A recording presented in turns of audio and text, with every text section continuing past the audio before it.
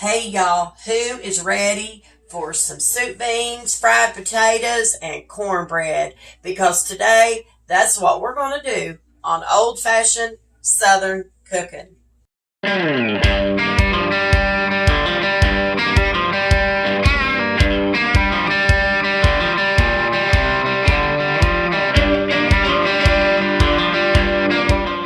Alright y'all, let me tell you everything you're going to need to make these soup beans. First of all, you're just going to need 1 jar of the Randall soup beans. These has already been cooked. It does make it a lot easier.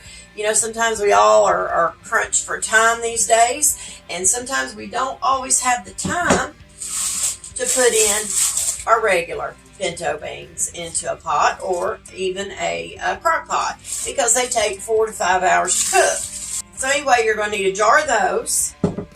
You are going to need some sweet onion.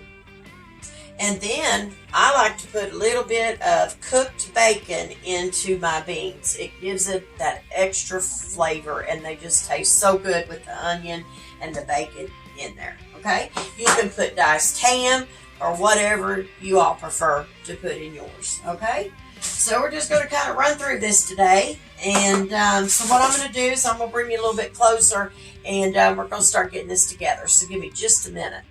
All right, y'all. So what you're going to do is you're going to take your onion.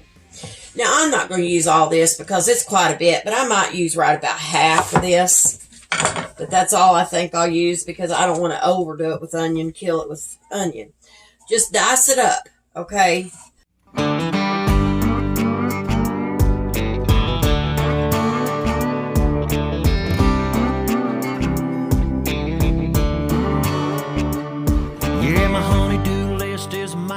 We got our diced onion ready. I'm just going to take this onion. I'm going to transfer it, like I said, over to this bowl here. Good old sweet onion. Whatever kind of onion y'all prefer, really, but we just like the sweet onion. So there's that. That's ready to go. Okay, so now what we're going to do is we're going to get these 3 strips of bacon out of this bowl that I baked, I think it was yesterday. So take your bacon and just cut it up. That's all you're going to do here.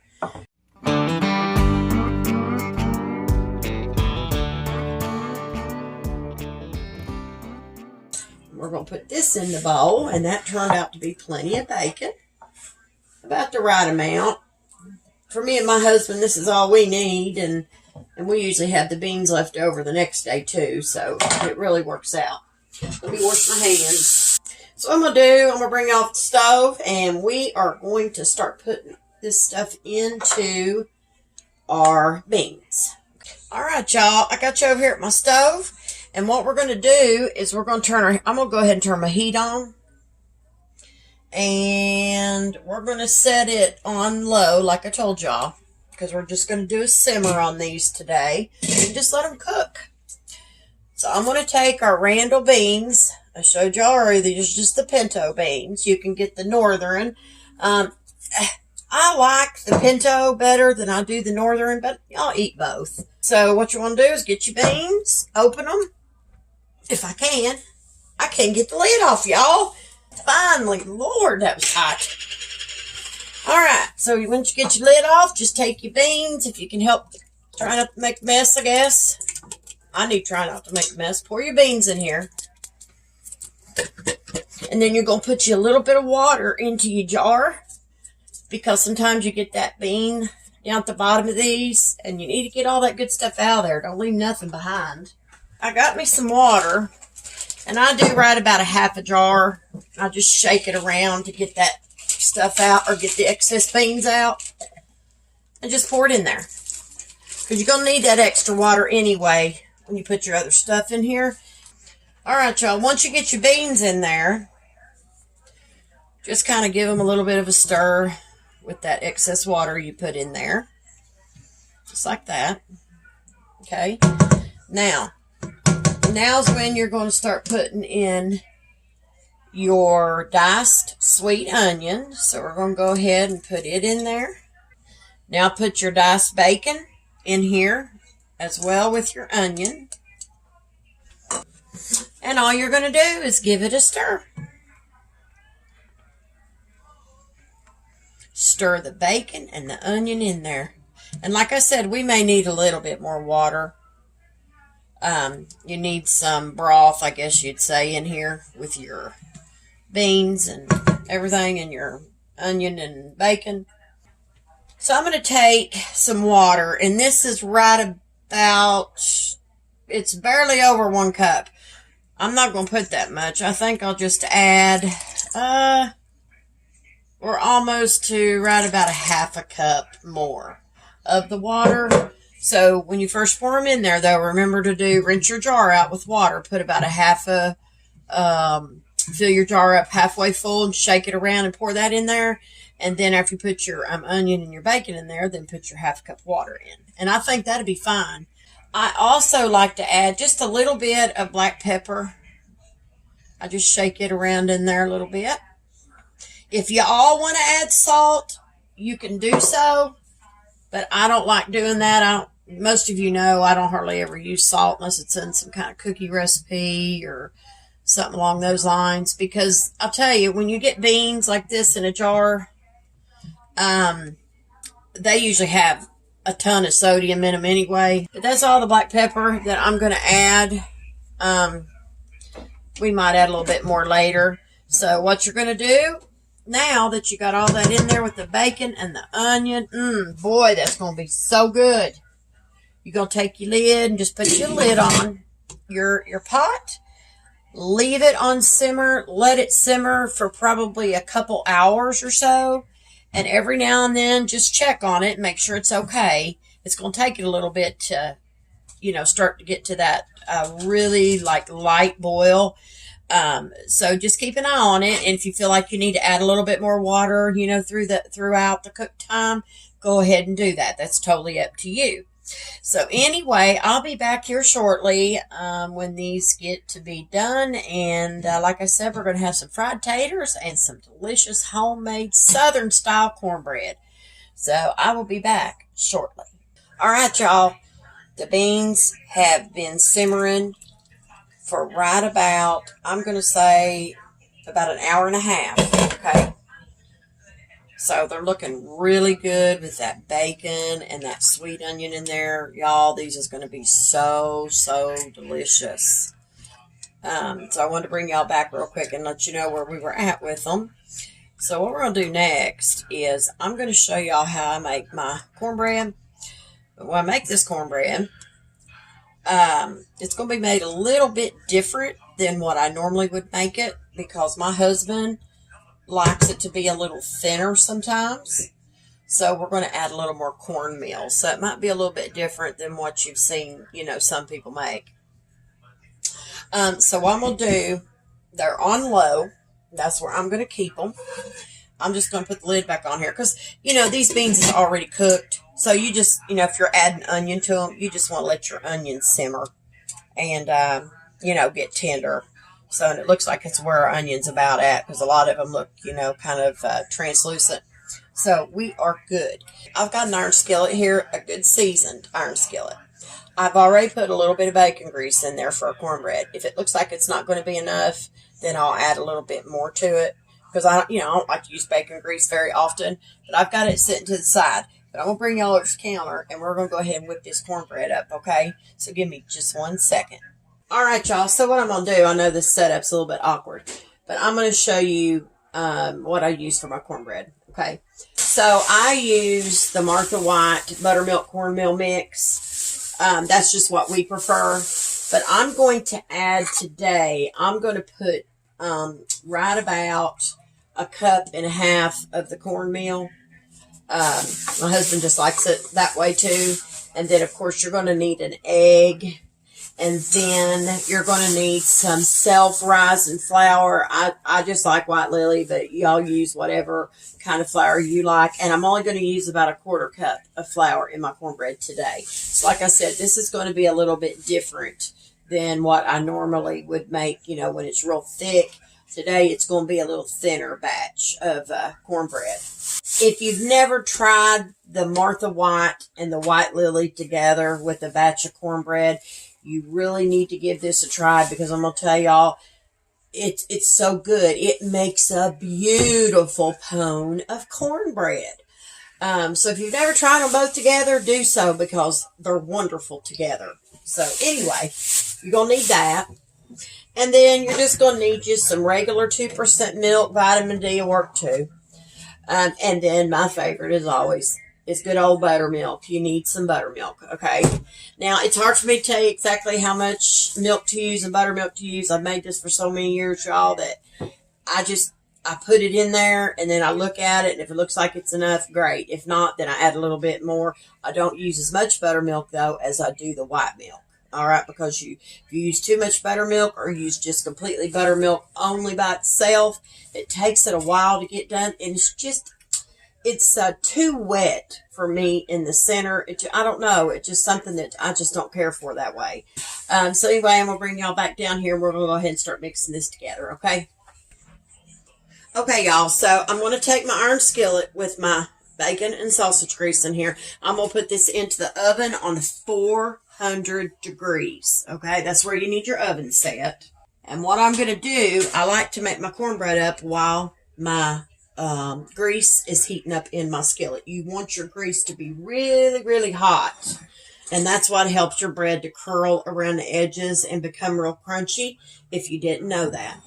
So what we're going to do is we're going to take just a quarter cup, and it's hard to spoon this out correctly when you're using just a quarter cup of flour, but I'm going to go with it because it is the correct way to measure things. So I'm just going to put me a quarter cup of flour in here, best I can get it. If it's a little bit over, it ain't going to hurt nothing. So there's a quarter cup of self-rising flour. I'm going to put it in the bowl. Now, what you're going to need is you're going to need some cornmeal. You just want to measure. This is the correct way to measure flour and meal, is spooning it out. And I used to dip my cups in my bag. I'm sure you all have heard me specify that before. I've learned this is the correct way to measure things. So it is a good thing to do, because if you don't, you'll get 25% more flour and such. So I try to do it correctly. So 1 cup of the buttermilk cornmeal going into the flour, self-rising flour. If you get a little bit over in there, it's not going to hurt anything. And now we're going to do a 1/2 cup more. And a 1/2 cup of the buttermilk cornbread going in. Okay, y'all, after you get your flour and your cornmeal in your bowl, take you a whisk this in together. And you want to combine these two well. Now what you want to do is take 1 egg, and while you got your skillet in the oven now, make sure you keep an eyeball on it. Alright, so once you get your egg in there, just kind of break it up a little bit, like you kind of scramble it, just so you can bust that egg yolk good enough in there. Blend your egg in with your flour and your meal. And I like using a fork because it does help me get that egg broke up in my batter. And I just want to get that egg combined in with my meal and my flour. And I want to get it all over. Just don't want to have it, just in the middle. Sometimes you have to rake it off with your fingers. My hands are clean, y'all. And just break that egg up good in there. I'm going to check on my skillet. And it seems like it's okay. So what we're going to do is we're going to start adding our buttermilk first. And I'm going to shake it up. So I'm just going to start adding this. And you kind of want something, the texture should be kind of like pancake batter, I guess I would say. That's about the best I can describe it that you would want. And I just take my buttermilk and cover the top of my meal and flour pretty much, and then I just stir it in. And you'll see that this is not going to be enough, but I'm done with my buttermilk. I'm not going to use any more because, like I told you earlier, it just makes it too moist for me. I mean, it's good to have a good moist pan of cornbread, but at the same time, you don't want it so moist that it tastes like it's not done. So that's why I never use, buttermilk completely. So, let me get this off the fork, y'all. Just a minute. Okay. Now, we're going to go over to the 2% milk And you want to be careful with your milk because if you add too much, it's going to make it too thin.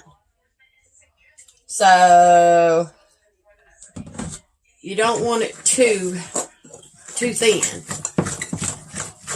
And I don't think that's going to be enough. So we're going to have to add a little bit more. And I'm just going to check on my skillet. Okay, make sure it's all right. Now you're going to add a little bit more because see how that is? That's too thick for cornbread. So it's going to need to be thinner, a little bit. So just barely start adding a few little splashes to your batter at this point. Because like I said, if you don't, you're going to wind up getting it too thin. And then you got to add more meal, more flour. So you don't want to do that. But we're starting to get it down now. And I'm using a fork. That fork helps to break up some of the lumps. Now, I will tell y'all, I think this could be a little bit thinner. It's still a little bit too thick for me. So I think what I'm going to do is I'm going to add just a little tiny bit more of milk. And you're going to see it's not going to take much. I'm going to get rid of this big whisk. I'm going to get my little miniature whisk out because I think it helped me a little bit better to blend this. Probably should have used my medium size. Blend that milk in and see where you're at with it. And you'll know when it's right because it will be at a pouring. It'll kind of pour out of your bowl like. And you want to be sure that you do not get any pockets of flour or anything in the bottom of your bowl. So you always want to be sure of that. I just got to tilt my bowl and look down in there and see. And I don't have anything. Normally you can fill them. It'll feel real thick to you and you'll know. So we're going to go ahead and mix this on in. And I'm just going to see where we're at. So just a second. Let me get this off of my whisk. And I'm going to take me a rubber spatula. I'm going to run around my bowl. And we're going to pull all that excess off the sides. And we're going to see what we got. Now that will pour good.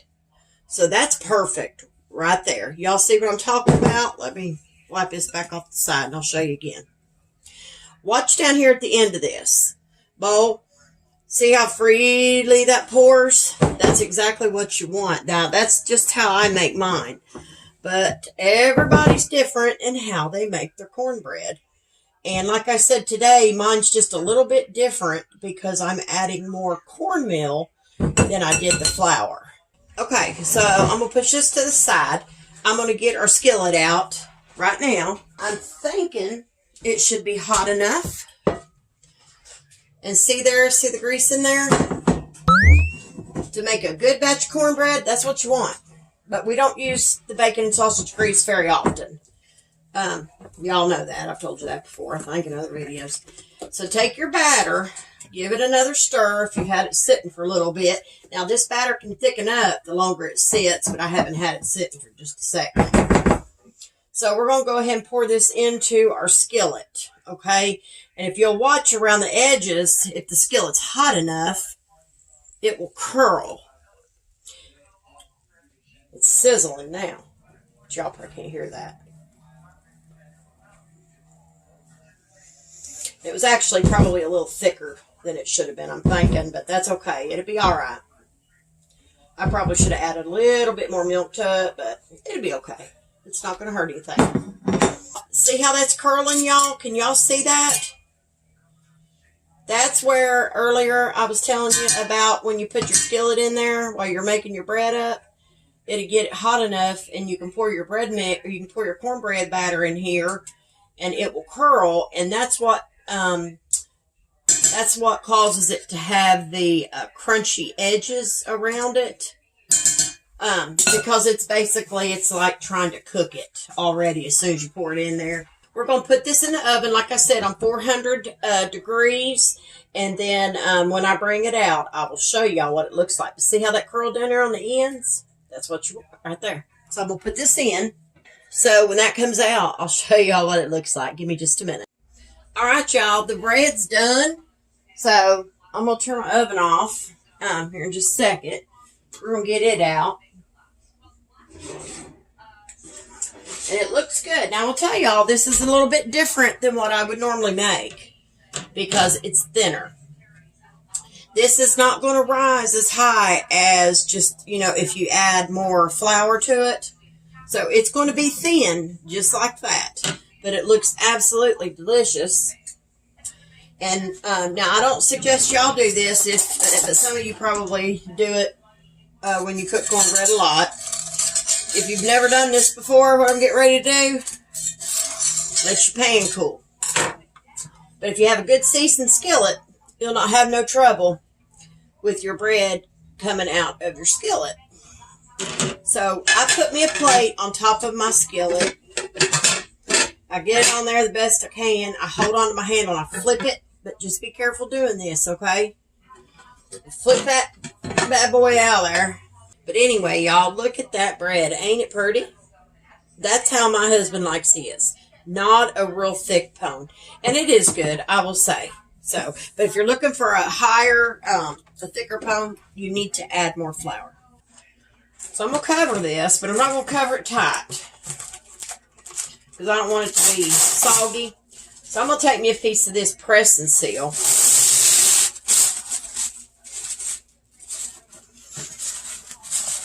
Pull that off, and then I'm just going to put some of this kind of down on it like this, but we're not going to, completely seal it up because we want to leave part of that open because we don't want it to get real soft. So I'm just going to leave this open and just slide this under the bottom of the plate and leave the ends open so we can get some air in there so it doesn't get soggy. Because if you wrap your bread, even when it cools, it'll get soggy if you don't leave it open somewhere to let some air in there. So that's what I suggest you do if you want to keep it kind of crunchy. Don't cover it completely, like real tight. So anyway, our cornbread's ready to go, and it's going to be so good. So I'm going to set it back to the side, and I'm going to get my skillet out here, and we are going to get these taters right and get this meal on the table, y'all. All right, y'all, I got you over here at my stove. I've got my potatoes here in this little bowl, and I got them sitting down in my iron skillet. The reason I'm doing this is because we need to season these just a little bit. So what I like to do with my potatoes, when I fry potatoes, I like to take a little bit of ground black pepper, and we're going to sprinkle just a little bit of this on here. We're not going to do anything major now because we're using some, I took some of that onion we had left, and I diced it up. So we're going to use some of that in here too, so we don't need to overdo it with seasonings. So I'm just going to take my hand and kind of go in here, and I am going to mix in the black pepper. Might be easier. I thought about doing it in the skillet, but I don't like doing that with seasonings in my skillet sometimes because I think they kind of burn a little bit. So I try to do it separate when I'm seasoning my potatoes. My husband this time wants a little bit of salt added to our potatoes. So I'm just going to add a little bit. I'm not going to add anything major. That's all the salt I'm going to use. Because most of you know I don't use salt very often. Because I tell y'all, a lot of our foods we eat is loaded with it.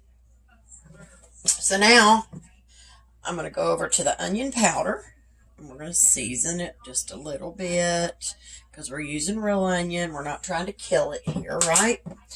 And then I'm going to do it with my hand again. Some of y'all probably thinking, Lord, that woman doing that with her hand. It's easier for me to do with my hands than it is using that silly old spoon.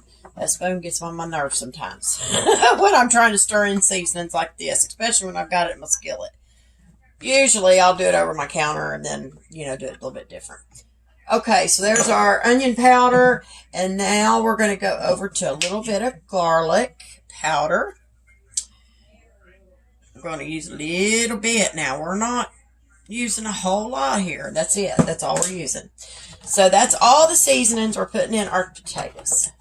So just to recap, we did black pepper, a little bit of salt, a little bit of onion powder, and a little bit of garlic powder. And all you want to do is mix it all in, however you can get them blended or get them seasonings in there. And it's good. I'm doing them over my skillet because I'm dropping them. Now let me go wash my hands.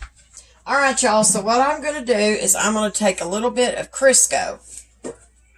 We're going to put some of that in here. I'm just using a teaspoon to get some out. We're going to start with about that much of it because potatoes absorb it a lot. So that's what we're going to start out with. Okay. So I'm going to just kind of move this Crisco around in this pan. I'd rather have enough to start than not have enough in between, you know, when they start cooking good. I'd rather have enough. And I like to just take it around my skillet. And this is good to season your skillet with too. So just so y'all know. I'm sure most of you know that. But if you don't, Crisco is really good to season your skillet with.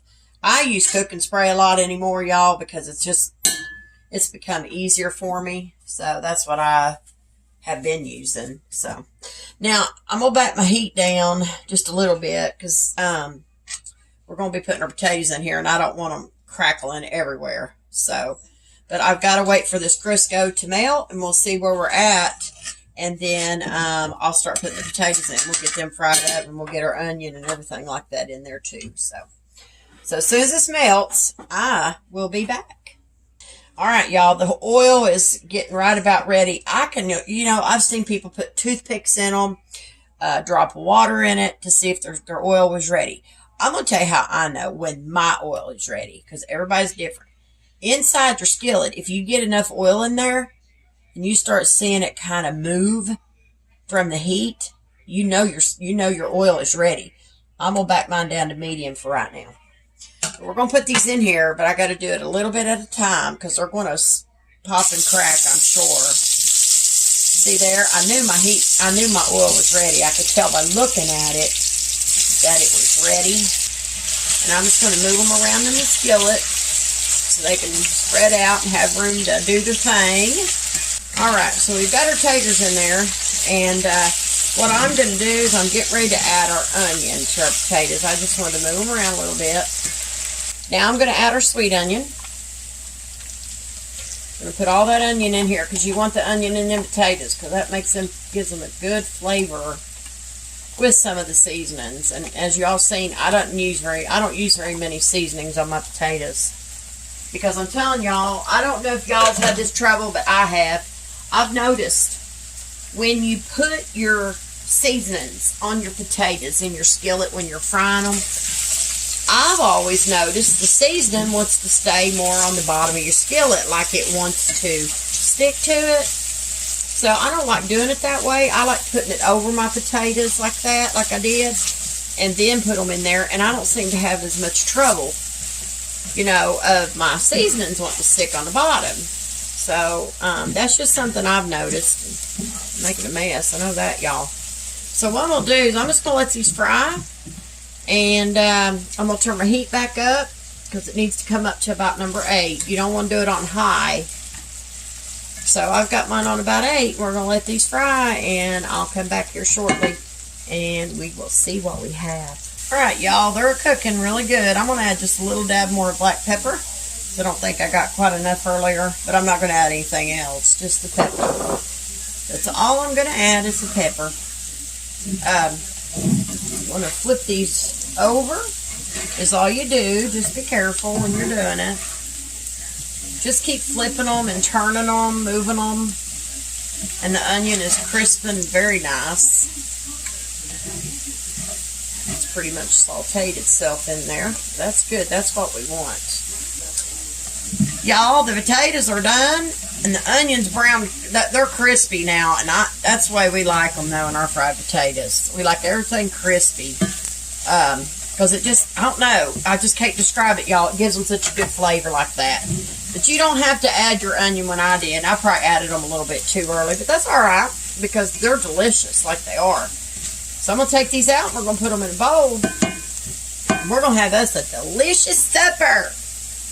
So give me a minute and I'm going to get these in a bowl, y'all, okay? All right, y'all. I got my beans here. I put my potatoes with the onions. I got them in a bowl. Look at there. Them look so good. They're going to be good. I tried one of them, y'all, and they're delicious. That's how we like ours. I'm going to get these beans, take this lid off, and I have a certain container that I put stuff like this in, like soups and stuff like that. I'm trying to find me. I'll just use this one right now. I'm going to give them a stir again. I'll show you if I can show y'all. We're going to stir them up, and they're super good. Trust me, y'all. Oh, my goodness, they're good. We're going to pour them over into this bowl very slowly. If you do it too fast, it will splatter everywhere. The beans part's what, splatters the most.